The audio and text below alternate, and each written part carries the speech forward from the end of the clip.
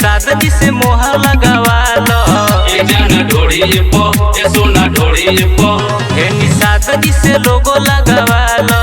ए जाना ढोड़ी पो ए सोना ढोड़ी पो तोरा गाल के देखी गोराई लइकन में मार कराई अरे आवा हेने बैठ तू बोरिए पो एनी सादगी से मोहर मारावालो ए जाना ढोड़ी पो ए सोना ढोड़ी पो एनी सादगी के लोगो लगावालो ए जाना ढोड़ी पो ए सोना ढोड़ी पो सादगी के लोगो लगावालो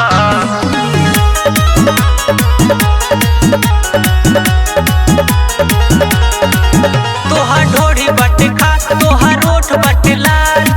यही से मन पगलाइल बा एने आवत पूछ तनी करे दसू देखी के मन बौराइल बा तोहार ओठ बाटे लाल तोहार ढोड़ी बाटे खाल यही से मन पगलाइल बा एने आवत पूछ तनी करे दसू देखी के मन बौराइल बा हौ नजरी से सब केहू देखी हई बुढ़ावा लइका नी रेखी और हेने आके बैठ जाना लोढ़िए पा एनी सादगी से मोहर मरावाला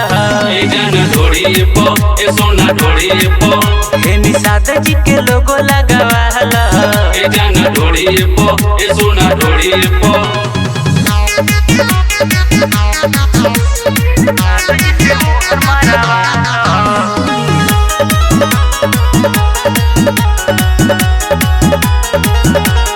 राइटर नीतीश सुन विकास बेदर्दी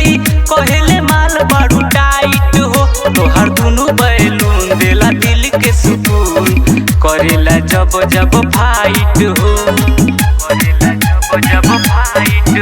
राइटर नीतीश सुन विकास बेदर्दी कहले माल बारू टाइट हो तोहर दुनु बैलून देला दिल के सुकून करेला जब जब फाइट हो हई परद के मान तू कहल तोहर परी इशारा कहल